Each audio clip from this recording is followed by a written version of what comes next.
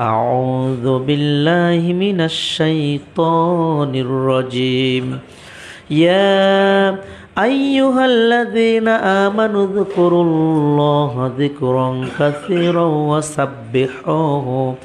وسبحوه بكرة وأصيلا. عن أبي هريرة رضي الله تعالى عنه قال سمعت رسول الله صلى الله عليه وسلم يقول الدنيا ملعونة ملعون ما فيها إلا ذكر الله تعالى ومولاه علما أو متعلما. رواه الترمذي. عن أبي هريرة رضي الله تعالى عنه أن النبي صلى الله عليه وسلم ثلاثة لا يرد دعاهم الذاكر الله كثير ودعوة المظلوم والإمام المقسط. رواه البيهقي. عن معاذ بن جبل رضي الله تعالى عنه قال قال رسول الله صلى الله عليه وسلم ما عمل آدم وعملا قد أنزله من عذاب الله من ذكر الله. رواه أحمد. عن جابر رضي الله تعالى عنه قال قال رسول الله صلى الله عليه وسلم من قال سبحان الله العظيم بحمده غرست له نخلة في الجنة. رواه الترمذي. আলহামদুলিল্লাহ, সমস্ত প্রশংসা সে আল্লাহ সুবহানাহু ওয়া তাআলার, যে আল্লাহ পাকের অশেষ রহমতে এখনও তার রিজিক খেয়ে তার গুণগান করার জন্য, তাকে সিজদা করার জন্য মসজিদে আসার সুযোগ করে দিয়েছেন। অনেক মানুষ ইচ্ছা থাকলেও আজকে হাসপাতালের বেডে, ক্লিনিক সেন্টারে, ডায়াগনস্টিক সেন্টারে, কেউ অপারেশন থিয়েটারে সময় পার করছে। তাদের অনেক আশা ছিল আজকে জুমার দিনে জুমার সালাত পড়বে, কিন্তু তারা আজকে মসজিদ থেকে মাহরুম। যে আল্লাহ পাক আমাদেরকে কবুল করলেন, এটা আল্লাহ পাকের বড় একটি নিয়ামত, অনেক বড় নিয়ামত। সে আল্লাহ পাকের দরবারে অন্তর থেকে প্রশংসা করি বলে আলহামদুলিল্লাহ। দরুদ ও সালাম বর্ষিত হোক পৃথিবীর শ্রেষ্ঠ ব্যক্তি, যে নবীর আদর্শে আদর্শিত হতে পারলে জান্নাত পাওয়া যাবে, যে নবীর তরিকা ছাড়া জান্নাত পাওয়া যাবে না। পৃথিবীতে ইসলামের নামে কত মাযহাব, রজম, রেওয়াজ, তরিকার বেড়াজালে আজকে আবেষ্টিত আমাদের এই সমাজ। কত তরিকার নতুন নতুন উদ্বোধন হচ্ছে। একটাই তরিকা, যেটা রাসূলুল্লাহ সাল্লাল্লাহু আলাইহি সাল্লামের তরিকা, যে তরিকা মানলে জান্নাত পাওয়া যাবে। যিনি একমাত্র ব্যক্তি আমাদের জন্য কিয়ামতের মাঠে সুপারিশ করার অনুমতি পাবেন, সেই মহান নেতা বিশ্বনবীর দরবারে সংক্ষিপ্ত দুরূদ পাঠ করছে সবাই বলি সাল্লাল্লাহু আলাইহি ওয়াসাল্লাম। এই যে আয়োজন, এই যে খুতবা, এই যে আলাদা করে সালাত আদায় করা, বিনিময় একটাই, টার্গেট একটাই, যেন আল্লাহ আমাদেরকে জান্নাতুল ফিরদাউস দান করে, এছাড়া কিছু নয়। আল্লাহ সুবহানাহু ওয়া তাআলা বান্দাকে কোন আমলে জান্নাত দেবেন এটা কেউ জানে না। একটা আমল যদি আপনার আমার জীবনের আল্লাহ সুবহানাহু ওয়া তাআলার কাছে কবুল হয়ে যায়, আপনার আমার জীবন ধন্য।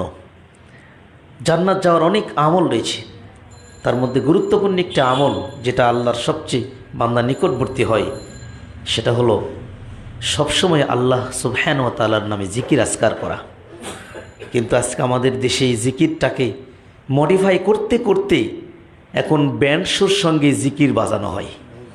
আস্তাগফিরুল্লাহ, নাউজুবিল্লাহ, আল্লাহ এদেরকে হেদায়েত দান করুক। এখন ইসলামী সঙ্গীতের নামে আল্লাহ সুবহানাহু ওয়া তাআলার এই জিকিরের কিছু অংশকে বাদ্যযন্ত্রের সঙ্গে আজকে মানুষ মিলিয়ে ফেলছে।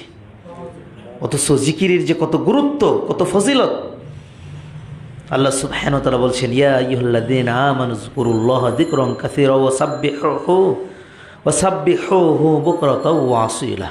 হে পৃথিবীর মানুষ, যারা ঈমান নিয়ে এসেছো, তোমরা আল্লাহর নামে জিকির করো সকাল এবং সন্ধ্যায়। সকাল সন্ধ্যায় একজন মানুষ সবসময় জিকির আজকার করবে, আল্লাহকে স্মরণ করবে। আল্লাহ বলছেন ফাযকুরুনি আযকুরুকুম ওয়াশকুরুলি ওয়ালা তাকফুরুন। তোমরা যদি আমার নামে জিকির আজকার করো, আমাকে স্মরণ করো, আমি আল্লাহ সুবহানাহু ওয়া তাআলা তোমাদেরকে স্মরণ করব। সুবহানাল্লাহ। আল্লাহকে আপনি যতটা স্মরণ করবেন আল্লাহ আপনাকে ততটা স্মরণ করবেন। সুবহানাল্লাহ। এমনকি আপনি আল্লাহকে যতটা স্মরণ করবেন আল্লাহ তার চেয়ে বেশি আপনাকে স্মরণ করবেন ইনশাআল্লাহ। যার আলোচনার মধ্যে চলে আসবে ইনশাআল্লাহ। তো জিকিরের গুরুত্ব সম্পর্কে প্রথম যে হাদিসটা আমি আপনাদের কাছে উপস্থাপন করব, সুনান তিরমিজির 2322 নম্বর 2322 নম্বর হাদিস। আবু হুরায়রা রাদিয়াল্লাহু তাআলা আনহু বলেন, ক্বালা সামি'তু রাসূলুল্লাহ সাল্লাল্লাহু আলাইহি সাল্লাম। যখনই রাসূলুল্লাহ শুনবেন তখন আপনাদেরকে সাল্লাল্লাহু আলাইহি সাল্লাম বলতে হবে। এটা বলা আপনি বাধ্য। If you consider that you are a Muslim, you must say সাল্লাল্লাহু আলাইহি সাল্লাম আফটার হিয়ারিং রাসূলুল্লাহ। আপনি যদি নিজেকে মুসলিম দাবি করেন, রাসূলুল্লাহ শোনার পর আপনাকে সাল্লাল্লাহু আলাইহি সাল্লাম বলতে হবে। বলতে আপনি বাধ্য। আপনি যে তরিকারই হন না কেন, যে মাযহাবের হন না কেন, রাসূলুল্লাহ শুনলে আপনাকে আর বসে থাকার সুযোগ নেই, মুখ জিহ্বা বন্ধ করে রাখার সুযোগ নেই, আপনাকে সাল্লাল্লাহু আলাইহি সাল্লাম বলতেই হবে। রাসূল সাল্লাল্লাহু আলাইহি ওয়াসাল্লাম বলেছেন, যারা বলে না ওরা পৃথিবীর সবচেয়ে বড় কৃপণ, সবচেয়ে বড় বখিল ওরাই, যারা আমিন নবীর নাম শোনার পরেও আমার প্রতি দরুদ পড়ে না।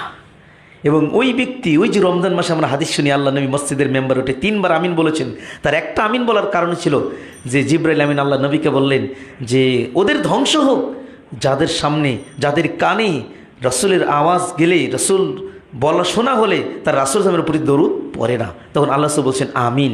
তার মানে এই আমিন তথা সহিহ তারগিব ওয়া তারহিবের 907 নম্বর এই হাদিস, এটা রাসূল সাল্লাল্লাহু আলাইহি ওয়াসাল্লাম সম্মতি দিয়েছেন। যদি আপনি দরুদ না পড়েন তাহলে আপনি ধ্বংসপ্রাপ্ত হবেন। অতএব রাসূলুল্লাহ সাল্লাল্লাহু আলাইহি ওয়াসাল্লাম বলতে হবে, এটাও আল্লাহর একটা জিকির। বলে সুবহানাল্লাহ। সম্মানিত দিনী ভাই, যে কথা বলছিলাম, তাহলে যে এই হাদিসে আবু হুরায়রা বলেছেন, আমি রাসূল সাল্লাল্লাহু আলাইহি ওয়াসাল্লামের কাছ থেকে শুনলাম আল্লাহ বলছেন, ইয়া উলুদ দুনিয়া মালউনাতুন মালউনুম মা ফিহা, পৃথিবী এবং পৃথিবীর মধ্যে যা আছে সব কিছুই অভিশপ্ত, সব কিছুই অভিশপ্ত, ইল্লা যিকরুল্লাহি তাআলা ওয়া মা ওয়ালাহু ওয়া আলিমান আও মুতাআল্লিমা। শুধু 3 শ্রেণীর মানুষ আল্লাহর এই অভিশপ্ত থেকে মুক্ত। এক, যারা আল্লাহকে স্মরণ করে, আল্লাহর জিকির আজকার করে, বলেন সুবহানাল্লাহ। যারা সব সময় সুবহানাল্লাহ, আলহামদুলিল্লাহ, আল্লাহু আকবার, লা ইলাহা ইল্লাল্লাহ, লা হাওলা ওয়ালা কুওয়াতা ইল্লা বিল্লাহ, এই যে উঠতে বসতে সবসময় আল্লাহর প্রশংসা করে, আল্লাহর জিকির আজকার করে, ওই ব্যক্তি অভিশপ্ত থেকে মুক্ত। যদিও কোরআনের অন্য জায়গায় বলা আছে যে পৃথিবীতে সবচেয়ে বড় জিকির হলো সালাত আদায় করা, সুবহানাল্লাহ। তবে সালাতের পরে যারা এই জিকির আজকারগুলো করবে তারা অভিশপ্ত থেকে মুক্ত, বলে সুবহানাল্লাহ। সম্মানিত দিনী ভাই, এরপরে রাসূল বলছেন, যারা ইলম অর্জন করে, যারা ইলম কি করে? অর্জন করে। এই যে মসজিদে এসেছেন, রাসূল সাল্লাল্লাহু আলাইহি ওয়াসাল্লাম বলছেন, যে ব্যক্তি মসজিদে ইলম অর্জনের জন্য যায় এবং ইলম বিতরণ করার জন্য যায়, ফাহুয়া মানজিলাতুল মুজাহিদু ফি সাবিলিল্লাহ, এই ব্যক্তির মর্যাদা আল্লাহ রাস্তায় জিহাদে রত থাকার মতো হয়ে যায়। সুবহানাল্লাহ। এই যে আজকে জুমার দিনে ইলম অর্জন নিয়তটা যদি আপনার হয়, আজকে ইলম অর্জন করব, সে অনুযায়ী আমার জীবনকে আমি সাজাবো, আমি আজকে ইলম বিতরণ করব স্রেফ আল্লাহর দ্বীনের প্রচারের স্বার্থে, এই যে যদি বক্তা এবং শ্রোতার উভয়ই একটা নিয়ত হয়, তাহলে আল্লাহ সুবহানাহু ওয়া তাআলা এখানে আপনাদের আমাদের আমলনামায় জিহাদে রত থাকার মতো সব লিখে দেবেন, বলে সুবহানাল্লাহ। সম্মানিত দিনী ভাই, এজন্য যে যারা ইলম অর্জন করে, যারা ইলম বিতরণ করে এবং যারা আল্লাহর নামে জিকির আজকার করে, অতএব ইলম অর্জনের মর্যাদাটা আলাদা একটা চ্যাপ্টার, ফজিলত, সেটা আজকে বলছিলাম। তাহলে প্রথম যেটা জানলাম, যারা জিকির আজকার করে আল্লাহ, তারা আল্লাহর অভিশপ্ত থেকে মুক্ত। এরপরে পৃথিবীতে এবং পরকালীন জীবনে মানুষের জীবন দুইটা, একটা দুনিয়ার জীবন, একটা আখিরাতের জীবন। দুনিয়ার জীবন আজাব গজব এটা আছে, তবে দুনিয়ার জীবনের আজাব গজব এটা খুবই সহনীয় একটা বিষয়, কিন্তু পরকালের আজাব খুবই কঠিন। দুনিয়ারই আজাব থেকে মুক্তি পাওয়া যায়, কিন্তু পরকালের আজাব থেকে মুক্তি পাওয়া যাবে না। তে মানুষের জীবনের দুনিয়াবি এবং পরকালীন গজব থেকে ওই ব্যক্তিকে আল্লাহ হেফাজত করেন, যে ব্যক্তি মানে আল্লাহ তার যে আল্লাহ জিকির আজকার করে। তার আগে একটা জানবো যে জিকির আজকার যারা করে, যারা জিকির আজকার করবে আল্লাহ সুবহানাহু ওয়া তাআলা তাদের দোয়া কবুল করেন, বলে সুবহানাল্লাহ। বাইহাকি শোবাল ইমানে 7358 নম্বর হাদিস, সিলসিলাতুস সহিহ 1211 নম্বর হাদিস। রাসূল সাল্লাল্লাহু আলাইহি ওয়াসাল্লাম বলছেন, সালাসাতুল লা ইয়ারুদ্দু দুআহুম, 3 ব্যক্তির দোয়া আল্লাহ ফিরিয়ে দেয় না, আল্লাহ কবুল করেন, বলে সুবহানাল্লাহ। কয় ব্যক্তির দোয়া? 3 ব্যক্তির দোয়া। 3 ধরনের মানুষ এরা এমন হয়ে যায় আল্লাহর নিকট যে আল্লাহ তাদের দোয়া কবুল করেন। প্রথমটাই বললেন আযাকিরুল্লাহ কাসীরা, যারা অধিক পরিমাণে আল্লাহকে স্মরণ করে, জিকির আজকার করে। আপনি দীর্ঘদিন জিকির আজকার করতে করতে আল্লাহ আপনাকে এত ভালোবেসে ফেলেন যে আপনি আল্লাহর কাছে যেটাই বলেন আল্লাহ সেটাই কবুল করেন। সুবহানাল্লাহ। আপনি আল্লাহর জন্য যে দোয়াই করবেন আল্লাহর কাছে আল্লাহ সেটাই কবুল করবেন। সুবহানাল্লাহ। এরপর বলছেন যে দাওয়াতুল মুসাফির আল ইমামুল মুকসিতি, দাওয়াতুল মাজলুম আল ইমামুল মুকসিতি, মাজলুম ব্যক্তির দোয়া, নেই পরায়ণ বাদশার দোয়া। তার মানে এখান থেকে যেটা জানলাম যে জিকির আজকার করলে আল্লাহ সুবহানাহু ওয়া তাআলা তার দোয়া কবুল করেন।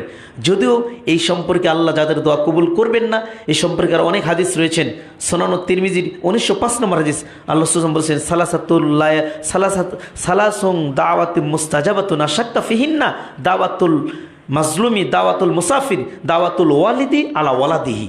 3 ব্যক্তির দোয়া আল্লাহ ফিরিয়ে দেয় না, আল্লাহ কবুল করেন। 1 মাজলুম ব্যক্তির দোয়া, 2 মুসাফিরের দোয়া, 3 সন্তানের জন্য পিতামাতার দোয়া। সন্তানের জন্য সব সময় কল্যাণের দোয়া করবেন। সন্তান যত কষ্ট দেখ না কেন আপনাকে সবসময় কল্যাণের দোয়া করবেন। ভুলেও সন্তানের জন্য বদদোয়া করবেন না, নিজের জন্য বদদোয়া করবেন না। মুসলিমের 3009 নম্বর একটা হাদিসে 4টা জিনিসের জন্য বদদোয়া করতে নিষেধ করা হয়েছে। রাসূল সাল্লাল্লাহু আলাইহি ওয়াসাল্লাম বলছেন ওয়ালা তাদু আলা আনফুসিকুম, তোমরা নিজেদের সম্পর্কে বদদোয়া করিও না, নিজেদের ক্ষতি চেয়েও না। অনেক মানুষ কিন্তু আমরা একটা রোগে পড়লে, কোনো বিপদে পড়লে বলি আল্লাহ তুমি আমাকে শেষ করে দাও, এর চেয়ে মরাই ভালো। এইরকম কিন্তু বলা যাবে না, আপনাকে ধৈর্য ধরতে হবে। ওয়ালা তাদু আলা আওলাদিকুম, তোমাদের সন্তান সম্পর্কে বদদোয়া করিও না। নজির পৃথিবীর ইতিহাসে রয়েছে, জুরাইজ নামক সন্তান মার ডাকে সাড়া না দেওয়ার কারণে মা তাকে বদদোয়া করেছিলেন, আল্লাহ সেটা কবুল করেছিলেন। এরকম দুনিয়াতে অনেক ঘটনা। আমার পার্শ্ববর্তী এক লোকের 2টা পা কাটা, প্রতিবেশী এক লোক আমার, আমি মাকে জিজ্ঞাসা করেছিলাম ওই চাচার পা কাটা কেন? বলছিল মাকে কষ্ট দিয়েছিল, লাথি মেরেছিল। মা আকাশের দিকে তাকিয়ে বলেছিল আল্লাহ যেন তোর 2টা পাকে ধ্বংস করে দেয়। এ কথা বলে ব্যবসায় চলে গিয়েছিল। জোয়ান মানুষ, রাস্তার মধ্যে শিমুল গাছের কাটা তার পায়ে বিঁধেছিল, সেখান থেকে ঘা হতে হতে 2টা পা কেটেছিল। শেষ পর্যন্ত পা কাটা অবস্থায় পৃথিবী থেকে চলে গেছে। মা বেঁচে আছে, সন্তান চলে গেছে। এটা হলো বদদোয়া মায়ের জন্য। আমার বাড়ির পাশেই মাকে কষ্ট দিয়েছিল, মা ভিজা কাপড়ে, বোঝে না মূর্খ মানুষ, আকাশের দিকে তাকিয়ে বলেছিল আল্লাহ যেন আমার সন্তানকে পঙ্গু বানিয়ে দেয়। মায় দোয়া করে চলে গেল পৃথিবী থেকে। 1 বছর পর, 3 বছর পর আল্লাহর কাছে দোয়াটা কবুল হলো। সন্তান প্যারালাইজড হয়ে এখন হুইল চেয়ার করে ঘুরে বেড়ায়, 40-45 বছরের জোয়ান মানুষটা। এটা হলো পিতামাতার বদদোয়া। এই জন্য সন্তান হয়ে পিতামাতাকে কষ্ট দিয়ে পিতামাতার বদদোয়ার ভাগিদার হয়েন না। পিতামাতা যে বদদোয়াই করবে সেটাই কবুল হবে। সম্মানিত দিনী ভাই, যদিও আমার এটা মানে যে কথা বলছিলাম 3 ব্যক্তির দোয়া আল্লাহ কবুল করেন। অন্য হাদিসে রয়েছেন যে, তবে 4টা হাদিস এখানে সহিউল জামে 3030 নাম্বার, ওখানে বেশি অতিরিক্ত আছে। আর সয়ম, দাওয়াতুস সয়ম, রোজাদারের দোয়া। সহিহ ইবনে হিব্বানের 3428 নাম্বার যে এখানে হাদিস, ওখানে আপনার হলো সাইম ব্যক্তির দোয়াটা এইভাবে বলছে আর সয়ম হাত্তা ইফতিরা, সাইম যতক্ষণ ইফতার করে, সকাল থেকে শুরু করে যতক্ষণ তার মুখে সিয়াম থাকবে ততক্ষণ পর্যন্ত একজন রোজাদারের দোয়া আল্লাহ কবুল করবেন। সুবহানাল্লাহ। শুধুই যে ইফতারের আগে কবুল হয় তা নয়, কিন্তু যতক্ষণ মুখে সিয়াম থাকবে ততক্ষণ তার দোয়া আল্লাহ কবুল করবেন। সুবহানাল্লাহ, সুবহানাল্লাহ। এখানে কয়েকটা হাদিসেই মাজলুমের কথা আছে। আপনি কিন্তু আপনার বিবির প্রতি জুলুম করে আপনার বিবিকে আপনি নিজে খাতে জালেমের খাতে নাম লিখেছেন। শুধু যে মানে সরকার কর্তৃক অথবা শাসক কর্তৃক প্রজারা মাজলুম হয় তা নয়, কিন্তু অনেক পরিবারে স্বামী কর্তৃক বিবিরা জুলুমের শিকার হয়। অনেকভাবে ব্যবহারের মাধ্যমে, তার মানে আপনার কষ্টের মাধ্যমে অনেক পরিবারে স্ত্রী কর্তৃক স্বামী জুলুমের শিকার হয়। এরাও এই মাজলুমের খাতায় এদের নাম যাবে। সম্মানিত দিনী ভাই, যে কথা বলছিলাম যে যারা জিকির আজকার করে আল্লাহ তাদের দোয়াটা ফিরিয়ে দেয় না, কবুল করেন, বলেন সুবহানাল্লাহ। এরপরের পয়েন্টটা যেটা জানবো, যেটা আমি আগে বলতেছিলাম যে দুনিয়াবি আযাব গজব থেকে আল্লাহ হেফাজত করেন। এই হাদিসটা পাবেন আপনি মুসনাদ আহমদের 22132 নম্বর হাদিস। মুআয বিন জাবাল রাদিয়াল্লাহু তাআলা বলেন আল্লাহর নবী সাল্লাল্লাহু আলাইহি সাল্লাম বলেছেন যে মা আমিলা আদামি আমালান কত আনজালাহু মিন আযাবিল্লাহি মিন যিকরিল্লাহ। এই পৃথিবীতে আদম সন্তানের, একটু বোঝার চেষ্টা করবেন, আদম সন্তানের জীবনে জিকির নামক ইবাদত যতটা আল্লাহর গজব থেকে তাকে বাঁচাতে পারে, অন্য কোনো ইবাদত ততটা আল্লাহর গজব থেকে তাকে বাঁচাতে পারে না। সুবহানাল্লাহ। হাদিসটি আবার বোঝেন যে আদম সন্তানের জীবনে জিকির নামক ইবাদত যতটা আল্লাহর গজব থেকে তাকে হেফাজত করে, অন্য কোনো ইবাদত ততটা তাকে আল্লাহর গজব থেকে হেফাজত করতে পারে না যতটা পারে জিকির নামক ইবাদত। সুবহানাল্লাহ। এজন্য সবসময় আল্লাহকে স্মরণ রাখবেন, আল্লাহ আপনাকে দুনিয়াবি গজব থেকে হেফাজত করবেন। এমনকি সহিহ তারগিব ওয়াত তারহিবের 1495 নম্বর, 1497 নম্বর, 1495 নম্বর এরকম বর্ণনা রয়েছেন। 1497 নম্বরে বলা হয়েছে, জাবির রাদিয়াল্লাহু তাআলা বলেন, আল্লাহ রাসূল সাল্লাল্লাহু আলাইহি ওয়াসাল্লাম বলছেন, আদম সন্তানের জীবনে কবরের আযাব থেকে জিকির নামক ইবাদত যতটা রক্ষা করতে পারে, অন্য কোনো ইবাদত ততটা কবরের আযাব থেকে রক্ষা করতে পারে না যতটা জিকির নামক ইবাদত তাকে কবরের আযাব থেকে রক্ষা করতে পারে। সুবহানাল্লাহ, সুবহানাল্লাহ বিহামদিহি, সুবহানাল্লাহিল আযীম। কবরের আযাব এটা তো মারাত্মক একটা বিষয়। পৃথিবীর শ্রেষ্ঠ ব্যক্তি যার কোনো গুনাহ ছিল না, পৃথিবীর শ্রেষ্ঠ ব্যক্তি যার কোনো ভুল ছিল না, পৃথিবীর শ্রেষ্ঠ আদর্শের পুরুষ রাসূলুল্লাহ সাল্লাল্লাহু আলাইহি ওয়াসাল্লাম আম্মা জান আয়েশা সিদ্দিকা রাদিয়াল্লাহু তাআলা আনহা বলেছেন যে আল্লাহর নবী তার জীবনে এমন কোনো সালাত তিনি এই দোয়া ব্যতীত সালাম ফিরেননি, সেটা হলো তিনি বলতেন, আল্লাহুম্মা ইন্নী আউযু বিকা মিন আযাবি জাহান্নাম ওয়া আউযু বিকা মিন আযাবিল কবর ওয়া আউযু বিকা মিন ফিতনাতিল মাসিহিদ দাজ্জাল ওয়া আউযু বিকা মিন ফিতনাতিল মাহইয়া ওয়াল মামাতি। এই চারটা বিষয়ে দোয়া না করা পর্যন্ত নবী কোনো দিন সালাম ফিরেননি। অথচ আজকে ইমামও এই দোয়া জানে না, মুসল্লিকেও পড়তে সুযোগ দেয় না। আমরা যেটাকে মাসুরা বলি, যদিও দুরুদ ইব্রাহিমের পরে যত দোয়া করবেন সবগুলোকেই মাসুরা বলে গণ্য। যত দোয়া করবেন, যদিও আমরা যে দোয়াটা আমরা কমন মাসুর হিসেবে জানি, আল্লাহুম্মা ইন্নী যালামতু নাফসি যুলমান কাসীরা ওয়া লা ইয়াগফিরুয যুনুবা ইল্লা আনতা ফাগফিরলি মাগফিরাতাম মিন ইনদিকা ওয়ারহামনি ইন্নাকা আনতাল গফুরুর রহিম। এই দোয়াটা বলারও সুযোগ দেয় না কিছু কিছু মসজিদে। ইমাম আগেই সালাম ফিরে, অথচ আল্লাহ নবীর পরে দোয়া করতেন, আল্লাহ নবী মোনাজাত করতেন এরপরে, যেহেতু সালাম ফিরার মানে মোনাজাত শেষ। আল্লাহ বলছেন, ইন্না আহাদুকুম ইযা সাল্লা ইউনাজি রাব্বা, বান্দা যখন সলাতে দাঁড়ায় তখন সে মোনাজাতে দাঁড়ায়। সলাতটাই তো মোনাজাত রে ভাই। আমরা সলাতকে মোনাজাত বাদ দিই, এর পরের অংশটাকে আমরা মোনাজাত বলে, এটা নিয়ে আমাদের সমাজে মারামারি, মসজিদ বিভক্ত, এটা নিয়ে গণ্ডগোল, এটা নিয়ে আমাদের সমাজ বিভক্ত চলছে আজকে আমাদের দেশে। অথচ অরিজিনাল জিনিস যেটা সলাত, আল্লাহ যেটাকে মোনাজাত বললেন, সেটাকে যে খুশি নিতে হবে। যাই হোক, যে কথা বলছিলাম, আম্মা জান আয়েশা সিদ্দিকা বলেন, আল্লাহর নবী সাল্লাল্লাহু আলাইহি ওয়াসাল্লাম এমন কোনো সলাত শেষ করেননি যেই সলাতে তিনি কবরের আযাব থেকে আল্লাহর কাছে পানা চাননি। পৃথিবীর শ্রেষ্ঠ ব্যক্তির আদর্শ যদি এটা হয়, আপনার আমার আদর্শ কোথায়? মুসনাদ আহমদ ১৮,৬০১ নম্বর হাদিস। বারা বিন আযিব বলেন, রাসূল সাল্লাল্লাহু আলাইহি ওয়াসাল্লামের সাথে ছিলাম আমরা, ওইখানে কিছু লোক দেখা যাচ্ছে। তখন আল্লাহ রাসূল বলছেন, ওখানে একটা লোক কেন? ওখানে কবর খনন করা হচ্ছে। আল্লাহর নবী যেই কবরের কথা শুনেছে, সাহাবীদেরকে হাত ফাড়ি দিয়ে দ্রুত গতিতে সেই কবরের কাছে গিয়ে আল্লাহর নবী বসে পড়লেন। আল্লাহ নবী সাল্লাল্লাহু আলাইহি ওয়াসাল্লাম বসে পড়ে আল্লাহ নবী সাল্লাল্লাহু আলাইহি ওয়াসাল্লাম মাথাটা নিচু করলেন। বারা বিন আযিব বলেন, আমি রাসূল সাল্লাল্লাহু আলাইহি ওয়াসাল্লামের দিকে তাকিয়ে দেখলাম আল্লাহ নবী অঝোর নয়নে কাঁদলেন। আল্লাহ নবীর চোখের পানিতে দাড়ি ভিজে গেল। আল্লাহ নবী সাল্লাল্লাহু আলাইহি ওয়াসাল্লাম কাঁদলেন। আল্লাহ নবীর চোখের পানি এতক্ষণ দীর্ঘক্ষণ নবী কাঁদার পরে নবী চোখের মাথা উঠে বললেন, বারা বিন আযিব, সাহাবীরা, এই কবর থেকে তোমরা আল্লাহর কাছে পানা চাও, এই কবর থেকে তোমরা আল্লাহর কাছে পানা চাও। এই কবরের জীবন সবার আসবে, কাউকে ছাড়বে না।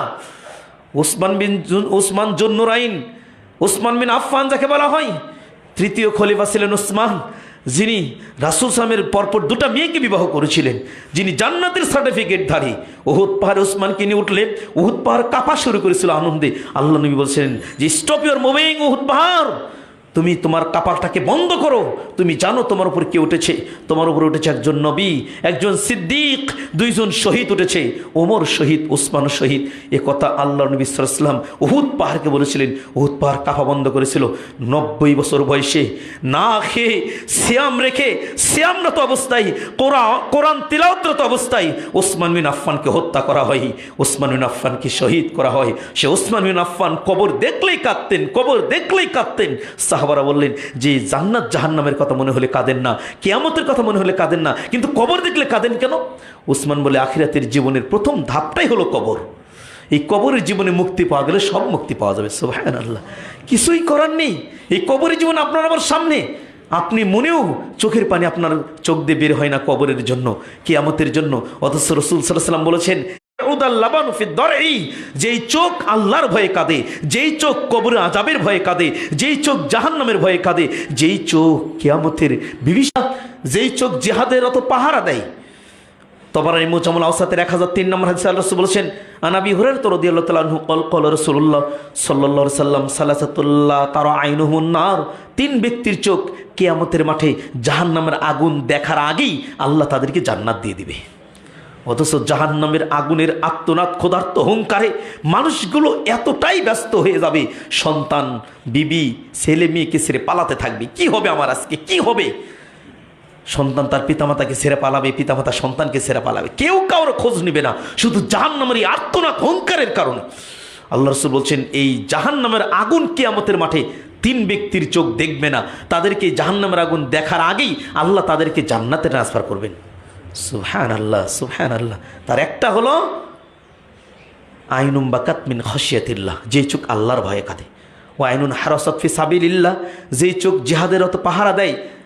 ও আইনুন কদ্দাতান মাহারিমিল্লাহ, এই লাস্টেরটা তো আমরা পারি না, যেই চোখ বেগানা কোনো নারীকে দেখা মাত্রই নিচের দিকে করে। অথচ আজকে এই মোবাইল, আধুনিক যুগে এই ডিসেন্টিনা, আধুনিক যুগে এই মোবাইল, ল্যাপটপ, কম্পিউটার আমাদেরকে পর্নোগ্রাফিতে আসক্ত করছে।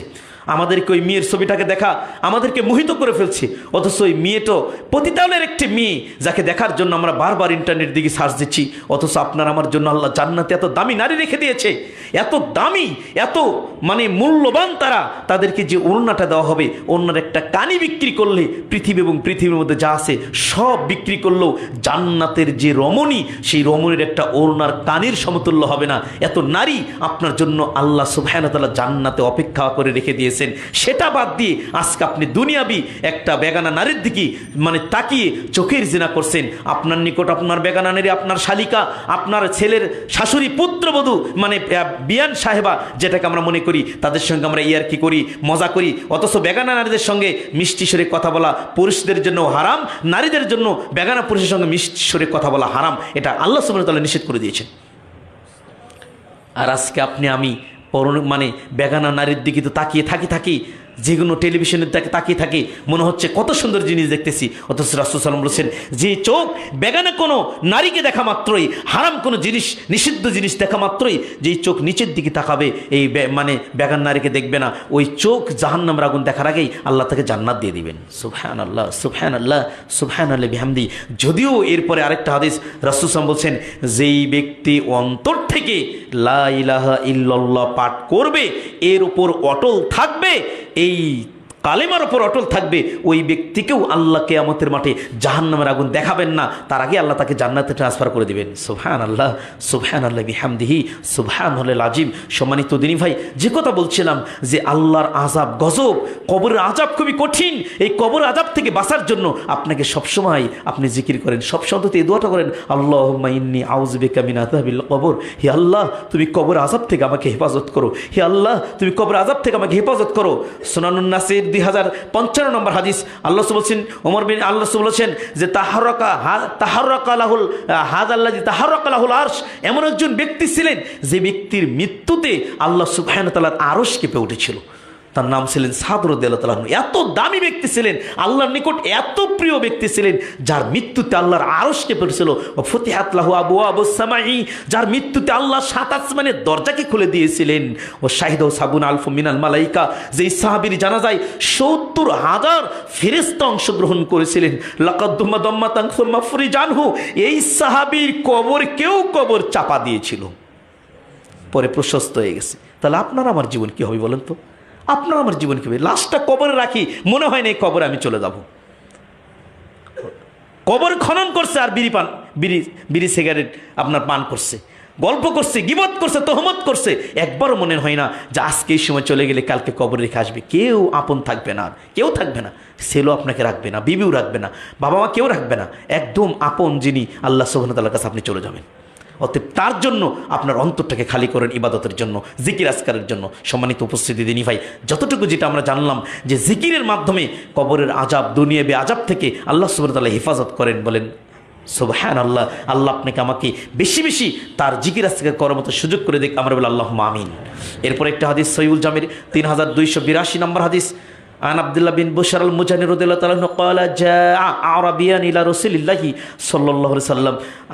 আব্দুল্লাহ বিন বশর আল মুজানি রাদিয়াল্লাহু তাআলা বলেন, আল্লাহ নবী সাল্লাল্লাহু আলাইহি ওয়াসাল্লামের নিকট দুইজন আরব ব্যক্তি আসলেন। ফাকাল আহাদুহুমা, একজন আল্লাহ নবীকে প্রশ্ন করলেন যে আইয়ুন নাসি খায়র, হে আল্লাহ নবী, পৃথিবীতে সবচেয়ে উত্তম মানুষকে, পৃথিবীতে সবচেয়ে দামি মানুষকে, সবচেয়ে ভালো মানুষ আল্লাহর নিকটে কে? আল্লাহ বলছেন ক্বালা তুবা লিমান তালা উমরুহু ওয়া হাসুনা আমালুহু, তোবা লিমান তলা উমরুহু ওয়া হাসান আমালুহু। আল্লাহ বলছেন, যে ব্যক্তিকে আল্লাহ হায়াত বেশি দিলেন এবং আমলও বেশি করলো, ওই ব্যক্তি আল্লাহর নিকটে সবচেয়ে উত্তম মানুষ বলে বিবেচিত। সুবহানাল্লাহ।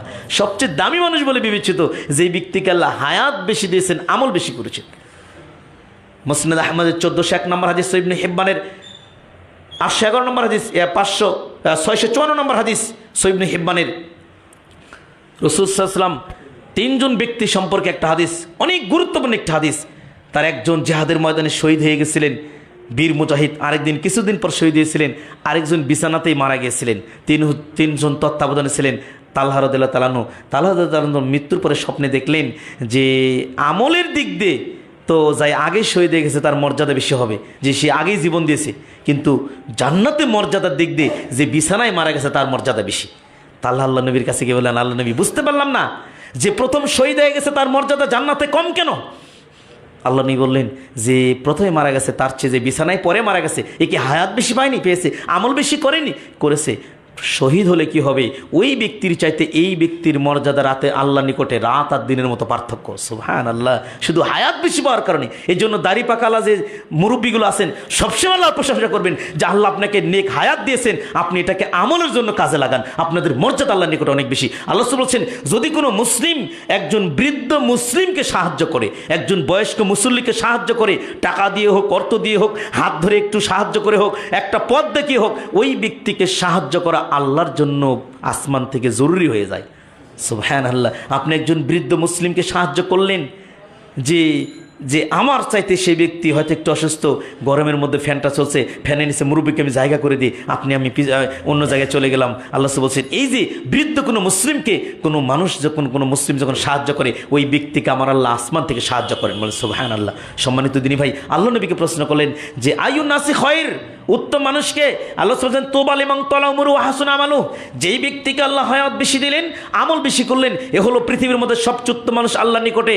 এরপরে দ্বিতীয়জন প্রশ্ন করলেন, আইয়ুল আমালি খায়র, হে আল্লাহর নবী, পৃথিবীতে সবচেয়ে দামি আমল কি? আল্লাহ নবী স্পষ্ট ভাষায় বলে দিল, আনতুফারিকাদ দুনিয়া ওয়া লিসানুকা রাতবুম মিন যিকরিল্লাহ, তুমি পৃথিবী থেকে চির বিদায় নিয়ে চলে যাবে, কিন্তু তোমার জিহ্বাটা জিকিরে ভেজা থাকবে, সব সময় তুমি জিকির করবে। এই আমলটা হলো পৃথিবীতে সবচেয়ে দামি আমল আল্লাহর নিকট। সুবহানাল্লাহ, সুবহানাল্লাহ। কত সুন্দর হাদিস। আল্লাহ বলছেন, আনতুফারিকাদ দুনিয়া ওয়া লিসানুকা রাতবুম মিন যিকরিল্লাহ, তুমি পৃথিবী থেকে চলে যাবে, কিন্তু তোমার জিহ্বাটা জিকিরে ভিজা থাকবে, তোমার জিহ্বাটা জিকিরে ভিজা থাকবে। আর মৃত্যুর সময় যে জিকিরে জিহ্বাটা ভিজা থাকবে, সেটা যেন হয় লা ইলাহা ইল্লাল্লাহ মুহাম্মদ রাসূলুল্লাহ, কিন্তু এখানে যোগ করা যাবে না, শুধু লা ইলাহা ইল্লাল্লাহ। আল্লাহ রাসূল সাল্লাল্লাহু আলাইহি ওয়াসাল্লাম বলেছেন এভাবে, হাদিস সহিহ ইবনে হিব্বানের 3004 নম্বর হাদিস। আল্লাহ বলছেন যে লাকিনু মাউতাকুম লা ইলাহা ইল্লাল্লাহ মান কানা আখিরু কালামি ইনদাল মাউতি লা ইলাহা ইল্লাল্লাহ দাখালাল জান্নাহ, তোমরা মৃত্যু শয্যায় যে ব্যক্তি মরতে ধরে, তোমরা ওই ব্যক্তিকে কালেমার তালকিন দাও, লা ইলাহা ইল্লাল্লাহ। আমি নবী বলে দিলাম যে মান কানা আখিরু কালামি ইনদাল মাউতি লা ইলাহা ইল্লাল্লাহ দাখালাল জান্নাহ, যে ব্যক্তির জীবনের শেষ বাক্য হবে লা ইলাহা ইল্লাল্লাহ, ওই ব্যক্তি জান্নাতে চলে যাবে। বুখারী 5827 নম্বর হাদিস। আবু যর গিফারী রাদিয়াল্লাহু তাআলা বলছেন, আল্লাহ নবী বলছেন, যে ব্যক্তি লা ইলাহা ইল্লাল্লাহ পড়ে মারা যাবে, সে ব্যক্তি জান্নাতে চলে যাবে। আবু যর গিফারী বলেন, ইয়া রাসূলুল্লাহ, যদি লোকটা চোর হয়, ব্যভিচারী হয়, এরপরও জান্নাত পাবে? আল্লাহ বলছেন, এরপরেও জান্নাত পাবে যে ব্যক্তি লা ইলাহা ইল্লাল্লাহ পড়ে মারা যাবে। সুবহানাল্লাহ, সুবহানাল্লাহ। 3 বার জিজ্ঞাসা করেছিলেন আবু যর গিফারী। তৃতীয়বার আবু যরকে আল্লাহ রাসূল রাগ করে বলেছেন, আবু যর গিফারী, আমি বলছি লোকটা জান্নাতে যাবে, তোমার নাক ধুলায় ধূসরিত হোক, যে ব্যক্তি লা ইলাহা ইল্লাল্লাহ পড়ে মারা যাবে, সে অবশ্যই জান্নাতে যাবে। বলেন সুবহানাল্লাহ, সুবহানাল্লাহ। এর চার কি সহজ আছে, কিন্তু আমরা কি করছি এর বিপরীতে। আরেকটা হাদিস বলছি, যেটা মুসনাদ আহমদের 22,127 নম্বর এবং 22,34 নম্বর, যেটা আবু দাউদের 3118 নম্বর, হাকিমের 1299 নম্বর হাদিস, যেটা রাসূল সাল্লাল্লাহু আলাইহি ওয়াসাল্লাম বলেছেন যে মান কানা আখিরু কালামি ইনদাল মাউতি লা ইলাহা ইল্লাল্লাহ দাখালাল জান্নাহ। মুআয বিন জাবাল বলেন, আল্লাহ বলছেন যে ব্যক্তির জীবনের শেষ বাক্য হবে লা ইলাহা ইল্লাল্লাহ, ওই ব্যক্তি জান্নাতে চলে যাবে। মুসলিমের 145 নম্বর হাদিসে ওসমান ইবনে আফফান রাদিয়াল্লাহু আনহু বলছেন, আল্লাহ বলছেন মাম্মাতা ওয়া হুয়া ইয়ালাম লা ইলাহা ইল্লাল্লাহ দাখালাল জান্নাহ, যে ব্যক্তি এই কালেমা জানলো লা ইলাহা ইল্লাল্লাহ, ওই জানে যে ব্যক্তি মারা যাবে সে ব্যক্তি জান্নাতে চলে গেল। এই জন্য জান্নাতের চাবি হলো লা ইলাহা ইল্লাল্লাহ। সালাত জান্নাতের চাবি নয়, এই অংশটুকু ভুল। তবে সালাতের চাবি ওযু আর জান্নাতের চাবি সালাত, এই অংশটুকু ভুল। তবে জান্নাতের চাবি হলো লা ইলাহা ইল্লাল্লাহ। তার কারণ একজন ব্যক্তি যদি কালেমার সাক্ষ্য দেয় সকাল 7টায় জোহরের আগ পর্যন্ত আগে যদি সে মারা যায় অবশ্যই সে জান্নাত পাবে, যদি সে ঈমানের সাক্ষ্য দিয়ে মারা যায়। সুবহানাল্লাহ, তার সিজদা লাগলো না। বাইহাকির হাদিসে রয়েছেন, আপনি খাইবারের যুদ্ধ অধ্যায়টা খুলে দেখবেন যে আল্লাহ রাসূলের কাছে কিছু সাহাবী আসলেন, যুবক আল্লাহ রাসূল আমি জান্নাতে চলে যেতে চাই, আপনাকে ভালোবেসে জান্নাত পেতে চাই, আপনি দোয়া করেন আমি যেন জিহাদের ময়দানে গিয়ে আমি এক শহীদ হতে পারি। কাফেরদের পক্ষ থেকে একটা তীর যেন আমার গলায় বেঁধে যুবক কালেমা পড়ে জিহাদের ময়দানে চলে গেলেন। আল্লাহ রাসূল শুধু এতটুকু দোয়া করলেন, আল্লাহ তার যদি শাহাদাত তামান্না হয়, আকাঙ্ক্ষা হয়, তার দোয়াটা তুমি কবুল করো। ঠিকই যুবক জিহাদ করতে করতে কাফেরদের একটা তীর তার গলায় বিঁধলে সে শাহাদাতের তামান্না পান করেন। আল্লাহ রাসূল বলছেন দেখো একটা সিজদাও জমিনে দেয়নি, কিন্তু যুবকটি জান্নাতে চলে গেছে।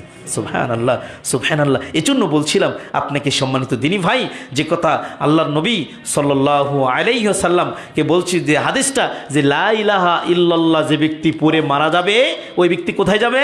জান্নাতে যাবে। কিন্তু আজকেই ঢাকার লক্ষ লক্ষ মসজিদে সম্মিলিত মোনাজাতের শেষে একটা দোয়া তারা করবে, যে আখিরু কালামু ইনদাল মাউতি হাক্কি লা ইলাহা ইল্লাল্লাহু মুহাম্মাদুর রাসূলুল্লাহ। নাউযুবিল্লাহ। তারা দোয়া করে যে আল্লাহ আমি যেন মরার সময় বলতে পারি লা ইলাহা ইল্লাল্লাহু মুহাম্মাদুর রাসূলুল্লাহ। এটা তো কালেমা শাহাদাত এর সংক্ষিপ্ত রূপ। আল্লাহ রাসূল কালেমার তালকিন দিতে বললেন মরার সময় শুধু লা ইলাহা ইল্লাল্লাহ মুহাম্মদ রাসূলুল্লাহ কিন্তু না। দেখেন বুখারীর হাদিসটা দেখেন, আল্লাহ নবী তার চাচা আবু তালিবকে বলেছিলেন, চাচা আপনি শুধু বলেন লা ইলাহা ইল্লাল্লাহ, বাকিটা আমি দেখে নেব। কিন্তু আল্লাহ রাসূলের এই কথা চাচার কর্ণকুহরে হিদায়াত নেয়নি। তার মানে হিদায়াতটা আল্লাহর পক্ষ থেকে আসে, হেদায়েতটা আল্লাহর পক্ষ থেকে আসে। হেদায়েতটা যদি টাকা দিয়ে কিনে নেওয়া যেত, আরবের দামি দামি লোকগুলো হেদায়েতটা কিনে নিতেন। হেদায়েতটা যদি বাপ সন্তানকে দিতে পারতো, নূহ আলাইহিস সালাম তার সন্তানকে হেদায়েত দিতে পারতো। হেদায়েত যদি স্বামী তার বিবিকে দিতে পারতেন, লূত আলাইহিস সালাম, নূহ আলাইহিস সালাম তার বিবিকে হেদায়েত দিতে পারতো। হেদায়েত যদি বিবি তার স্বামীকে দিতে পারতো, ফেরাউনের স্ত্রী আসিয়া ফেরাউনকে হিদায়ত দিতে পারতেন। এইরকমভাবেই হিদায়ত যদি সন্তান পিতাকে দিতে পারতেন, ঠিক ইব্রাহিম আলাইহিস সালাম তার পিতা আজরকে হিদায়ত করতে পারতেন। অতএব হিদায়ত স্রেফ আল্লাহর পক্ষ থেকে আসে। কাকে আল্লাহ কবুল করবেন, কোন ব্যক্তি কালেমার তাওহীদ বুঝে ইমানটা পরিপূর্ণতা করবে, এটা আল্লাহর পক্ষ থেকে বড় একটা নিয়ামত। এজন্য আমরা মনে করি যে আমরা যে আল্লাহ সুবহানাহু ওয়া তাআলার বিধান মতে রাসূলের হাদিস মোতাবেক চলি, কোরআন এবং হাদিস মানার চেষ্টা করি, এটা আল্লাহর পক্ষ থেকে বড় একটি নিয়ামত। থাকতে পারতাম আপনি আমি আজকে একটা মাজারে বসে খাদেমগিরি করতে পারতাম, একটা মাজারের নেতৃত্ব দিয়ে আমার সারা জীবনের আমলগুলো কিছুই কবুল হতো না, মরার সঙ্গে সঙ্গে জাহান্নামে চলে যেতাম। এরকম থাকতে পারতাম যদি মুসলিম দাবি করি। কিন্তু আল্লাহ যে এই পথে নিয়ে এসেছে এটা আল্লাহর বড় একটি নিয়ামত, আল্লাহর বড় একটি নিয়ামত। অন্তর থেকে বলেন আলহামদুলিল্লাহ। সম্মানিত দিনী ভাই, অতএব আল্লাহ রাসূল কি বললেন যে আনতুফারিকাদ দুনিয়া ওয়া লিসানুকা রাতবাম মিন যিকরিল্লাহ, পৃথিবীতে সবচেয়ে দামি আমল হলো তুমি মরেই যাবে কিন্তু তোমার জিহ্বাটা জিকিরে ভিজা থাকবে। এরপর একটা হাদিস শোনেন, যেটা সুনানুত তিরমিজির 3377 নম্বর হাদিস, 3377 নম্বর হাদিস। যাদের বাংলা হাদিস অ্যাপস আছে আপনি ডাউনলোড দিলেই মানে সার্চ দিলে পেয়ে যাবেন 3377 নম্বর হাদিস। আল্লাহ রাসূল বলছেন, এই হাদিসের রাবি আবু দারদা। আল্লাহ রাসূল বলছেন, আবু দারদা বলছেন, আল্লাহ রাসূল বলছেন, আলা উনাব্বিকুম বিখাইরি আমালিকুম, সাহাবীরা আমি নবী কি তোমাদেরকে দামি একটা আমলের কথা বলবো না? আমি নবী কি তোমাদেরকে ভালো একটা আমলের কথা বলবো না? যে আমলটা যদি তুমি করো, ওয়াযকাহা ইনদা মালিক, তোমার রবের নিকট, তোমার প্রভুর নিকট, তোমার মালিকের নিকট তুমি খুবই প্রিয় বান্দা হবে। সুবহানাল্লাহ। আল্লাহর নিকট যদি প্রিয় বান্দা হওয়া যায় তাহলে কি আর অন্য কিছুর প্রয়োজন আছে? নাই। আল্লাহর নিকট যে ব্যক্তি প্রিয় বান্দা হতে পারে তার মর্যাদা অনেক অনেক বেশি। বলেন সুবহানাল্লাহ। 2 নাম্বার, ওয়ারফাইহা ফি দারাজাতিকুম, তোমার মর্যাদাও তোমার রবের নিকটে বেড়ে যাবে। শুধু দামি ব্যক্তি আল্লাহর নিকট প্রিয় বান্দা নয়, তোমার মর্যাদাও তোমার রবের নিকট কি হবে? বেড়ে যাবে। সুবহানাল্লাহ সুবহানাল্লাহ। এরপরে কি বললেন? ওয়া খায়রুল লাকুম মিন ইনফাকিয যাহাবি ওয়াল ওয়ারিক। কি হবে? স্বর্ণ রৌপ্য দান করলে যেই সব, তোমার আমলনামায় সেই সব আল্লাহ অটোমেটিক্যালি লিখে দেবেন। সুবহানাল্লাহ। লাস্টেরটা আরও ফজিলত, সেটা কি? ওয়া খায়রুল লাকুম মিন আন তালকাউ আদুওয়াকুম ফাতাদরিবু আনাকাহুম ওয়া ইয়াদরিবু আনাকাকুম। যে ব্যক্তি জিহাদের ময়দানে গিয়ে আহত হয়, হাত কেটে যায়, পা কেটে যায়, চোখ নষ্ট হয়, একটা শরীর থেকে রক্ত ঝরে এবং শত্রুকেও ঘায়েল করে, ওই ব্যক্তির চেয়েও তোমার মর্যাদা, তুমি উত্তম ব্যক্তি বলে বিবেচিত হবে। যখনই চারটা পুরস্কারের কথা বলেছেন, এক, ওয়াজিকা হিংদা মালিকিকুম, রবের নিকট তুমি তোমার মালিকের নিকট প্রিয় বান্দা হবে। ওয়ারফাইহা ফি দারাজাতিকুম, তোমার মালিকের নিকট তোমার মর্যাদা বেড়ে যাবে। ওয়া খায়রুল লাকুম মিন ইনফাকিয যাহাবি ওয়াল ওয়ারিক, তুমি তোমার রবের তোমার আমলনামায় স্বর্ণরূপ দান করে চাইতো আল্লাহর নিকট প্রিয় দানবীর বান্দা হবে। এরপর আল্লাহ বলছেন ওয়া খায়রুল লাকুম আন তালকাউ আদুওয়াকুম ফাতাদরিবু আনাকাহুম ওয়া ইয়াদরিবু আনাকাকুম। জিহাদের ময়দানে গিয়ে যারা আহত হয় তাদের চেয়ে দামি বান্দা হবে।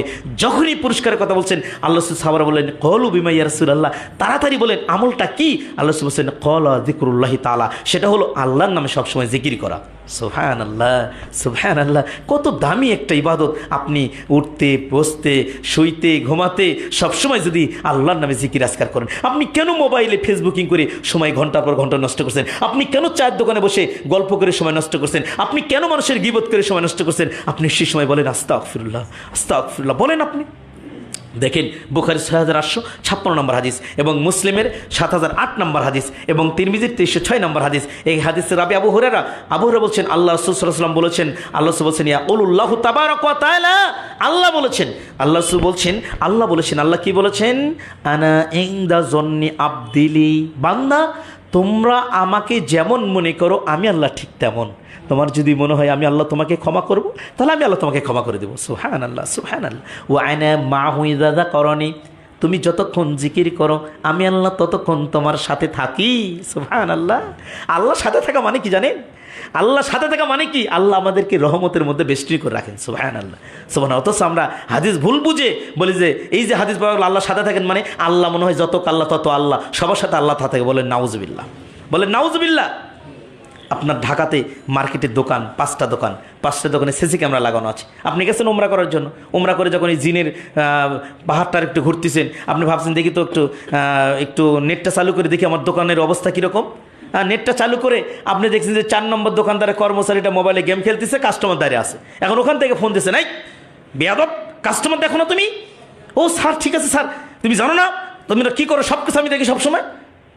স্যার ঠিক আছে স্যার। ও মোবাইল দেখে কাস্টমারের সাথে কথা বললো। তাহলে এটা হলো মানুষের জ্ঞানে তৈরি একটা সিসি ক্যামেরা। এটা যদি এরকম হতে পারে যে মানুষের জ্ঞান কতটাই, মহাসাগরের মধ্যে একটা সুচ ঢোকালে সূচের ডগায় যতটুকু পানি এতটুকু পৃথিবীর সব কিছুর জ্ঞান, আর সাগরের অসীম পানি আল্লাহর জ্ঞান। সুবহানাল্লাহ। তাহলে এটা যদি হয় মানুষের জ্ঞান দিয়ে সৌদি আরব থেকে বসে বাংলাদেশের ব্যবসা প্রদর্শন করতে পারে, দেখতে পারে, আমার আল্লাহ আরশ আজিম থেকে পৃথিবী এবং পৃথিবীর গভীরতম জায়গাতেও দেখতে পারে কোন পোকাটা না খেয়ে আছে। এই দায়িত্ব আমার আল্লাহর। সুবহানাল্লাহ সুবহানাল্লাহ। এই জন্য আল্লাহ বলছেন ওয়ানা মা, আল্লাহ বলেছেন হাদিসে কুদসি ওয়ানা মা ইযা যাকারানি, বান্দা তুমি যখন জিকির করো আমি আল্লাহ তোমার সাথে থাকি। সুবহানাল্লাহ। ওই যে দেখেন আল্লাহ আমাদের সাথে থাকা মানে এইভাবে আল্লাহ আরশ আজিমে আছেন কিন্তু আল্লাহ আমাদের নিকটবর্তী হয়ে যায়। বলেন সুবহানাল্লাহ সুবহানাল্লাহ। এরপরে বলছেন ফাইন যাকারানি ফি নাফসি যাকারতু ফি নাফসি, বান্দারে তুমি যদি আমাকে মনে মনে স্মরণ করো, জিহ্বা নড়ছে আর জিকির করছো, কেউ জানে না তুমি আস্তাগফিরুল্লাহ বলছো, কেউ জানে না তুমি আল্লাহর নামে জিকির করছো, তাহলে জেনে রেখো আমি আল্লাহ তোমাকে মনে মনে স্মরণ করব। সুবহানাল্লাহ। ওয়াইন যাকারানি মালাইন যাকারতু ফি মালাইন খায়রিম মিনহুম, ও বান্দা তুমি যদি মানুষের মধ্যে আমি আল্লাহর নামটা স্মরণ করে দাও। 5 জন লোক বসে সিগারেট খাচ্ছে, কারণ ওদেরকে একটা ধমক দেওয়ার মতো আপনার সাজাই মনে করো সিগারেট, আল্লাহ ভয় করো না, তোমরা আল্লাহর কথা মনে নাই, মরতে হবে না, হারাম খাচ্ছ। এই যে 5 জনের মধ্যে আল্লাহর কথাটা স্মরণ করিয়ে দিলেন। 10 জনের মধ্যে ভাই আল্লাহকে ভয় করো ভাই, এই যে স্মরণ করে দিলেন। নবী বলেছেন যে ব্যক্তি মানুষের মধ্যে আমি আল্লাহকে স্মরণ করে জিকির করে, ওই ব্যক্তি নামটাকে আমি ফেরেশতাদের মজলিসে স্মরণ করে দেই। সুবহানাল্লাহ সুবহানাল্লাহ, কত দামি হাদিসটি। এরপর আল্লাহ বলছেন যে ওয়াইন তাকাররাবা ইলাইহি ওয়াইন তাকাররাবা ইলাইয়া যিরা তাকাররাবতু ইলাইহি বা, যে ব্যক্তি হাদিসে বলছে ওয়াইন তাকাররাবা ইলাইয়া বিশিবরিন তাকাররাবতু ইলাইহি বা ইলাইহি যিরা, রাসূল বলছেন যে ব্যক্তি আমি আল্লাহর দিকে অর্ধহাত পরিমাণে এগিয়ে আসে ক্ষমা চেয়ে দয়ার আশায়, আমি আল্লাহ তার দিকে এক হাত পরিমাণে এগিয়ে যাই। এর বছর ওয়াইন তাকাররাবা ইলাইয়া যিরা তাকাররাবতু ইলাইহি বা, যে ব্যক্তি আমি আল্লাহর দিকে এক হাত পরিমাণে এগিয়ে আসে আমি আল্লাহ তার দিকে 2 হাত পরিমাণে এগিয়ে যাই। ওই নাতানিয়াম সাতাই তো হারওয়ালা, যে ব্যক্তি হেঁটে হেঁটে আমি আল্লাহর দিকে আসে আমি আল্লাহ রহমতের দরিয়া নিয়ে ওই ব্যক্তির দিকে দৌড়ে দৌড়ে এগিয়ে যাই। এই জন্য আপনি ক্ষমা চাবেন আল্লাহ ক্ষমা করবে, আপনি ক্ষমা চাবেন আল্লাহ ক্ষমা করবে। সহিহ তারিখের হাদিসে শয়তান বলে আল্লাহ তোমার ইজ্জতের কসম করে বলছি আমি তোমার বান্দাকে দিয়ে পাপ করাবো। আল্লাহ বলে এই শয়তান জেনে রাখ আমি আল্লাহ আমার সম্মানের শপথ করে বলছি আমার বান্দাকে দিয়ে পাপ করাবে না হল হ্যাঁ আমার বান্দা যতবার ক্ষমা চাবে পাপ করার পরে আমি আল্লাহ আমার বান্দাকে ততবার ক্ষমা করে দিব। সুবহানাল্লাহ সুবহানাল্লাহ, আল্লাহ নবী বললেন একই হাদিস একই সহিহ তারিখের হাদিস, বান্দা যখন পাপ করে তখন ফেরেশতারা পাপটা লিখে রাখে, যখন ক্ষমা চাই আল্লাহ তখন ক্ষমা করে দেয়। সুবহানাল্লাহ, বান্দা ক্ষমা চাইতে চাইতে ক্লান্ত হয়ে যায় কিন্তু আল্লাহ বান্দাকে ক্ষমা করতে ক্লান্ত বোধ হন না। আল্লাহর এত দয়া, আল্লাহর এত দয়া, বলেন সুবহানাল্লাহ। এজন্য সবসময় বলেন না কেন আস্তাগফিরুল্লাহ আস্তাগফিরুল্লাহ। নবীর জীবনে যার কোনো গুনাহ ছিল না, সুনানুল কুবরা লিল বাইহাকির 1,33,341 নম্বর হাদিস, আগার আল মুসানি রাদিয়াল্লাহু তাআলা বলেন আল্লাহ নবী সাল্লাল্লাহু আলাইহি ওয়াসাল্লাম বলেছেন ইন্নাহু লা ইউকানু আলা কলবি লা আস্তাগফিরুল্লাহ ওয়া আতুবু ইলাইহি ওয়া আতুবু ইলাইহি ফিল ইয়াউমি মিয়াতা মাররা। আমি নবী আমার অন্তরকে পরিষ্কার রাখার জন্য আমি নবী দৈনিক 100 বার করে আল্লাহর কাছে ক্ষমা চাই। আল্লাহ নবী বলেছেন আমি নবীর জীবনে এমন কোনো সকাল অতিবাহিত হয়নি যেই সকালে আমি 100 বার করে ইস্তেগফার আল্লাহর কাছে করিনি। বুখারী 6307 নম্বরে বলছেন আল্লাহি লাস্তাগফিরুল্লাহ ওয়া আতুবু ইলাইহি ফিল ইয়াউমি মিয়াতা আকসারা মিন 70 মাররা। আমি নবী আল্লাহর নামে কসম করে বলছি আমি নবী দৈনিক 70 বারের বেশি আল্লাহর কাছে ক্ষমা চাই। আপনার কয়বার হয় আমার কয়বার হয় দেখেন, 5 বার 10 বার হয় কি না ভাই? শুধু টার্গেট দুনিয়া, শুধু টার্গেট দুনিয়া, পরকাল টার্গেট নয়। পরকাল যদি টার্গেট হতো আমরা কতটাই যে আল্লাহওয়ালা বান্দা হয়ে যেতাম, অথচ পরকালের সম্বলটাই কিন্তু আসল সম্পদ, সব পড়ে থাকবে। গতকাল একটা জানাজায় গেলাম, পরশুদিন রাতে 9:30 পর্যন্ত সে ব্যবসার দোকানে ছিল, রাত্রিতে বাসা আসছে, কোনো সমস্যা নেই, একটু এজমা, এটাতে এজমা অনেক লোকেরই আছে, হঠাৎ করে একটু বেশি হয়েছে আর পৃথিবী থেকে চির বিদায় নিয়ে চলে গেল, তাকে মেডিকেল নিয়ে যাওয়ার মতো কোনো সুযোগ আল্লাহ দিলেন না।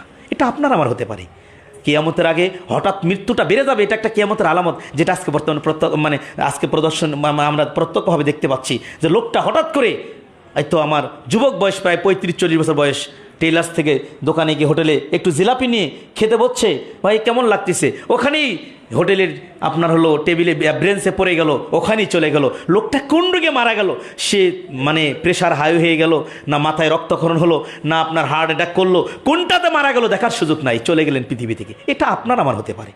এই জন্য সবসময় আল্লাহর কাছে ক্ষমা চান, আস্তাগফিরুল্লাহ বলেন, আস্তাগফিরুল্লাহ বলেন।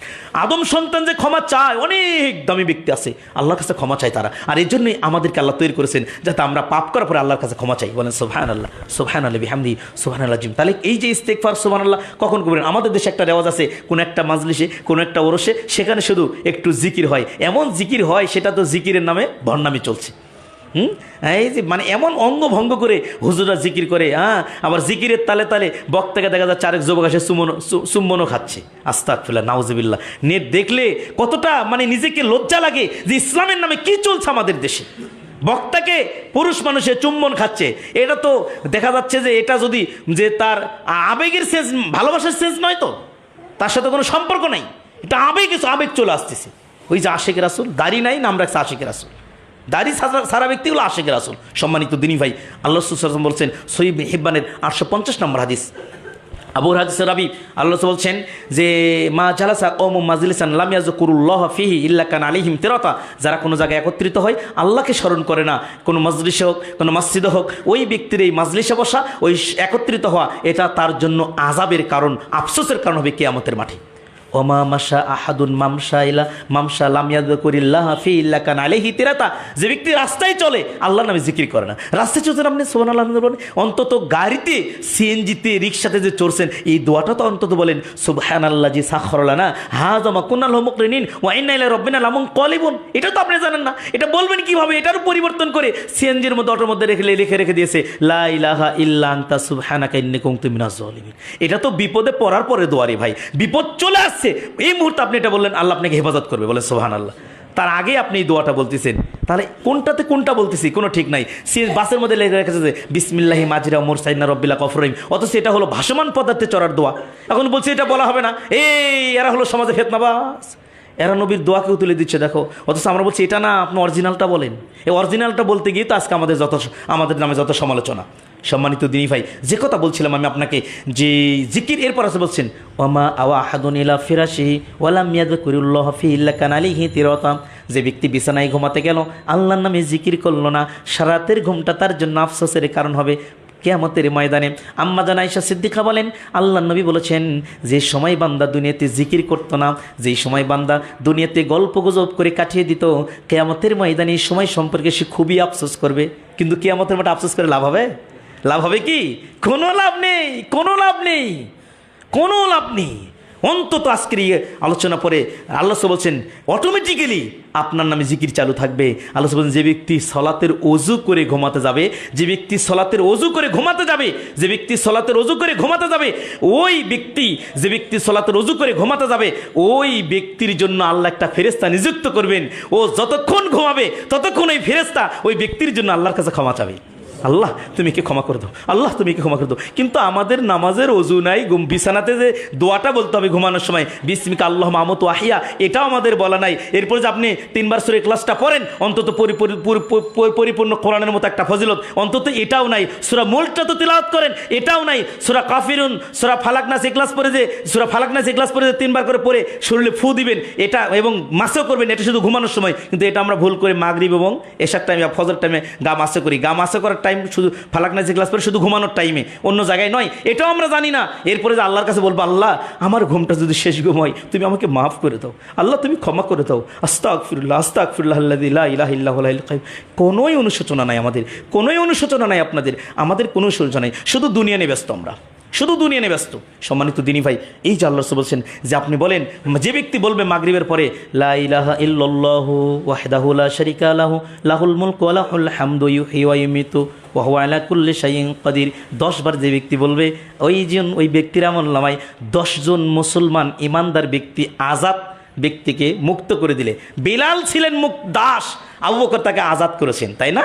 এইরকম 10 জন ইমানদার ব্যক্তিকে মুক্ত করে দিলে যেই সব, ও তার আমলনামায় সেই সব লিখে দেওয়া হবে। একজন ফেরেশতা নিযুক্ত করবে ফজর পর্যন্ত, ওই ফেরেশতা তাকে নিযুক্ত করবেন, ওই ব্যক্তিকে কেউ ক্ষতি করতে পারবে না, বলেন সুবহানাল্লাহ। 10টা কঠিন পাপ আল্লাহ আপনার আমলনামা থেকে কাটে দিবে, বলেন সুবহানাল্লাহ। আপনি যদি 10 বার বলেন এটা কি লা ইলাহা ইল্লাল্লাহু ওয়াহদাহু লা শারীকা লাহু লাহুল মুলকু ওয়া লাহুল হামদু ইউহয়ি ওয়া ইউমীতু ওয়া হুয়া আলা কুল্লি শাইইন কাদির 10 বার পড়েন ফজরে আর মাগরিবে। এরপরে আর সাইদুল ইস্তিগফার তো আছেই, তারা জান্নাতে চলে যাবে। এরপরে ফরজ সালাতের পরে অন্তত উঠে চলে যাচ্ছেন আপনি, আয়াতুল কুরসিটা পড়েন, পড়লেই জান্নাত, বলেন সুবহানাল্লাহ। পড়লে কি ভাই? আয়াতুল কুরসি পড়লেই জান্নাত। নবী বলেছেন যে ব্যক্তি প্রত্যেক ফরজ সালাতের পরে আয়াতুল কুরসি পড়লো সে জান্নাতে চলে গেছে, বাকি তার মরণ। এখন আপনাকে যদি বলি মুখস্থ আছে, হুজুর মুখস্থ নাই, মুখস্থ হলে একটু ভুল আছে। অথচ যদি বাঙালির টাটকা পেত, যদি এরকম বিধান থাকতো যে ব্যক্তি প্রতিদিন ফরজ সালাতের ওর 5 ওয়াক্ত আয়াতুল কুরসি পড়বে, এশার নামাজে পড়ার পরে আসমান থেকে 1 কেজি আলু আল্লাহ পাঠিয়ে দিবে, তাহলেও সেই সন্তান হওয়ার আগে আমরা বাচ্চাকে ট্রেনিং দিতাম মায়ের পেট থেকেই যে আয়াতুল কুরসি মুখস্থ করে। 1 কেজি আলুর দাম 80 টাকা ভাই, বগুড়াতে যে 80 টাকা হয়, শহরে তার 80 টাকার বেশি, তাই না? যদি এরকম টাটকা পেতাম যে 5 বার পড়লে 1 কেজি আলু পাওয়া যায়, ওই বাচ্চাকে প্রথম শিখাতাম আয়াতুল। ইমাম সাহেবের কাছে মুখস্থ করেন, একটা বই নিয়ে যান, আজকে সালাতুর রাসূল বই আছে, এটা আয়াতুল কুরসি লেখা আছে, অনেক দোয়াগুলো আছে।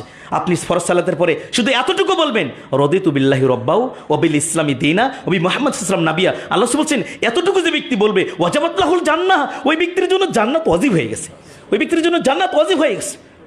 সুনান তিরমিজি 3464 নম্বর হাদিস। পৃথিবীর মতো জায়গা ওই ব্যক্তিকে দেবে যে ব্যক্তি সব শেষে জান্নাতে যাবে। সুবহানাল্লাহ সুবহানাল্লাহ।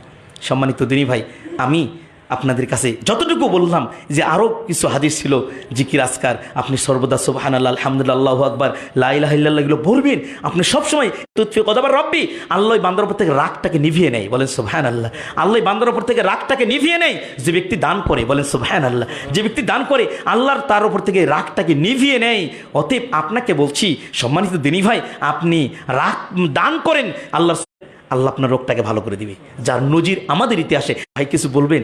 কেঁদে কেঁদে বলছে, ভাই আমার একটা সন্তান দীর্ঘদিন যেমন অসুস্থ, সে সুস্থ হচ্ছে না। তাই আমি বললাম, আমি তো ডাক্তারি জানি না, তো আমি একটা পরামর্শ দিতে পারি, নবীর একটা হাদিস বলতে পারি। কই বলেন? আমি বললাম, আসর সালাত পড়ার আগে, মুয়াজ্জিনের আগে আপনি মসজিদে ঢুকবেন, 1000 পান, 2000 পান, যেটাই পান আপনার সামর্থ্য, সেই টাকাটা দান বক্সে ঢোকাবেন, কেউ যাতে না জানে, শুধু আপনি জানবেন। আর আল্লাহর কাছে দুহাত তুলে কাঁদবেন যে আল্লাহ, নবীর হাদিস দাও মার দকম্বি সদাকা, তোমরা সদকা করে রোগ থেকে পানা চাও।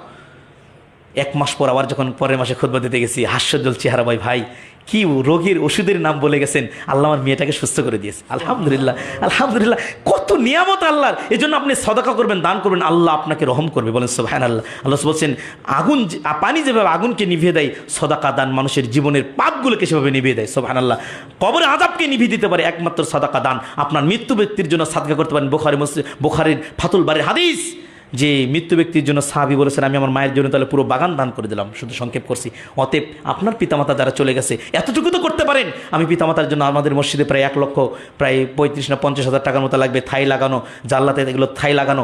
আসেন, যদি কোনো দিনী ভাই থাকেন, আপনি বলবেন যে আমি একটা থাই, দরজার থাইটা আমি দিয়ে গেলাম, আমি জানলার একটা থাই দিয়ে গেলাম, এটাই আপনার থেকে যাবে ভাইজান, এটাই থেকে যাবে, এটাই কিয়ামতের ময়দানে আপনার নেকির পাল্লায় ভারী হবে। অথচ একটা আমলের জন্য কিয়ামতের ময়দানে আপনি সন্তানের কাছে ভিখারির মতো দাঁড়িয়ে বলবেন, এই ছেলে, তোকে আমি ইঞ্জিনিয়ার বানানোর জন্য সব শেষ করে দিয়েছি, ওই টাকা যদি কিছুটা দান করতাম আজকে নেকির পাল্লা ভারী হয়ে যেত, একটা আমল আমারে দে। ছেলে আপনাকে চিনবে না, আপনাকে চিনবে না। সূরা মারজির মধ্যে আছে যে মানুষটি তার সব সম্পদ আল্লাহকে দিতে চাবে না, বলবে আল্লাহ আমার ছেলেকে তুমি নাও, ওকে প্রয়োজনে জাহান্নামে দাও, আমাকে বাঁচাও না। আল্লাহ আমার মেয়েকে নাও, আমার বিবিকে নাও, আমার পরিবারের সবাইকে তুমি যা খুশি করো, কোনো অভিযোগ নেই আল্লাহ, শুধু তুমি আমাকে জাহান্নাম থেকে বাঁচাও। আল্লাহ বলবে না, আজকে আর শেষ দিন নাই।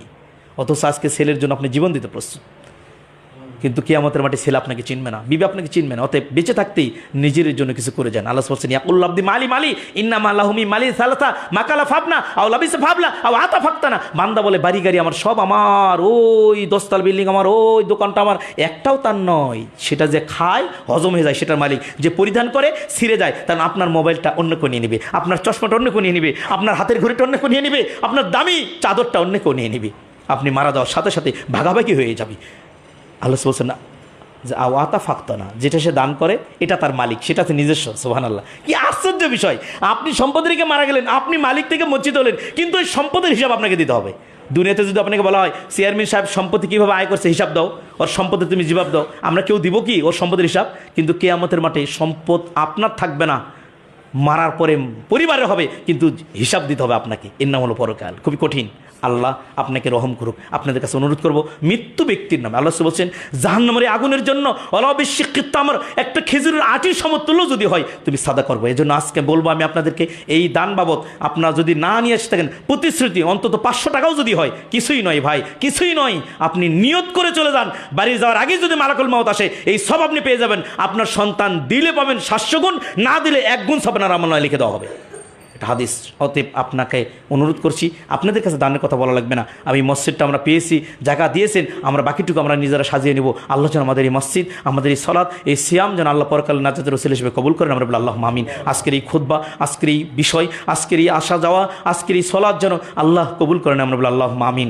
সম্মানিত দিনী ভাই, যেহেতু গত 1-2 মাস আগে আমি এসেছিলাম, আমার নাম আলামিন বিন সালেক, আমার আব্বার নাম সালেক, আমার বাড়ি বগুড়া জেলার সারেকান্দি থানায়। আপনার আমার জন্য দোয়া করবেন, আল্লাহ যেন আমাকে দিনের একনিষ্ঠ দায়ী হিসেবে কবুল করেন। বাংলাদেশ আলোক যুব সংঘ বগুড়া জেলার দায়িত্বে রয়েছি, এবং আমরা যেন দাওয়াতি কাজের মাধ্যমে সমাজ থেকে শিরক বিদআতকে উৎখাত করে সহি আমলগুলো প্রতিষ্ঠা করতে পারি, সেই তৌফিক যেন আল্লাহ আমাদেরকে দান করেন। আল্লাহ আমিন। আপনাদের আসা যাওয়া, আপনাদের এই একনিষ্ঠতা, আপনাদের ব্যয় যে দান করবেন, আল্লাহ যেন স্রেফ পরকালের নাজাতের ওসিলা হিসেবে আপনার মৃত্যু পিতামাতা, আপনার আহাল পরিবার, আপনার আমার সবার জন্য আল্লাহ কবুল করে নেয়। আমরা বলি আল্লাহ আমিন। আজকের আলোচনা এখানে শেষ করলাম। খুতবার মধ্যে ভাষাগত কোনো ত্রুটি হয়ে থাকলে আপনারা ক্ষমার চোখে দেখবেন, এবং আপনারা আলোচনাটুকু মানিয়ে নিজের জীবনে বাস্তবায়ন করবেন। সবসময় আল্লাহকে স্মরণ করবেন, আল্লাহ আপনাকে সব দিক দিয়ে রহম করবে ইনশাআল্লাহ। আল্লাহ আপনাকে আমাকে সেই তৌফিক দান করুক, যাতে আল্লাহর বেশি বেশি জিকির আজকার করতে পারি। আল্লাহ সেই তৌফিক দান করুক। আবার যদি কোনো দিন হয়তো আসি, আল্লাহ আল্লাহ যদি তাকদিরে থাকে তাহলে তো আসতে পারবো, তাকদির না থাকলে আসার কোনো সুযোগ নাই। এটাই জীবনের শেষ খুতবা হতে পারে। অতএব আপনারা আমার জন্য দোয়া করবেন, আল্লাহ যেন দিনের একনিষ্ঠ দায়ী হিসেবে আমাকে কবুল করেন। আমার বলে আল্লাহ আমিন। আলহামদুলিল্লাহ। আলহামদুলিল্লাহ আলহামদুলিল্লাহি কাফা ওয়া সালামুন আলা ইবাদিহিল্লাযিনা ইসতাফা, আম্মা বা'দ। আউযু বিল্লাহি মিনাশ শাইতানির রাজীম। ইন্নাল্লাহা ওয়া মালাইকাতাহু ইউসাল্লুনা আলান নবী ইয়া আইয়ুহাল্লাযিনা আমানু সাল্লু আলাইহি ওয়া সাল্লিমু তাসলিমা। সবাই দরুদ ইব্রাহিমটা পড়ি আমরা চুপে চুপে। আল্লাহুম্মা সাল্লি আলা মুহাম্মাদিন ওয়া আলা আলি মুহাম্মাদিন কামা সাল্লাইতা আলা ইব্রাহিম ওয়া আলা আলি ইব্রাহিম ইন্নাকা হামিদুম মাজিদ। আল্লাহুম্মা বারিক আলা মুহাম্মাদিন ওয়া আলা আলি মুহাম্মাদিন কামা বারাকতা আলা ইব্রাহিম ওয়া আলা আলি ইব্রাহিম ইন্নাকা হামিদুম মাজিদ। আল্লাহুম্মা আনসুর মান নাসারা দীনা মুহাম্মদ সাল্লাল্লাহু আলাইহি ওয়াসাল্লাম ওয়া লা তাজাল্লা মিনহুম ওয়া লা তাজাল্লা মিনহুম ইবাদাল্লাহ রাহিমাকুমুল্লাহ। ইন্নাল্লাহা ইয়া'মুরু বিল আদলি ওয়াল ইহসান ওয়া ইতা'i যিল কুরবা ইয়ানহা আনিল ফাহশাই ওয়াল মুনকার ওয়াল বাগই ইয়াযকুম লাআল্লাকুম তাযাক্কারুন ওয়া যকুরুল্লাহ ইয়াযকুরুকুম ওয়া ইয়াস্তাজিব লাকুম ওয়া লা যিকরুল্লাহি তাআলা যাল্লা হাম্মু আকবার।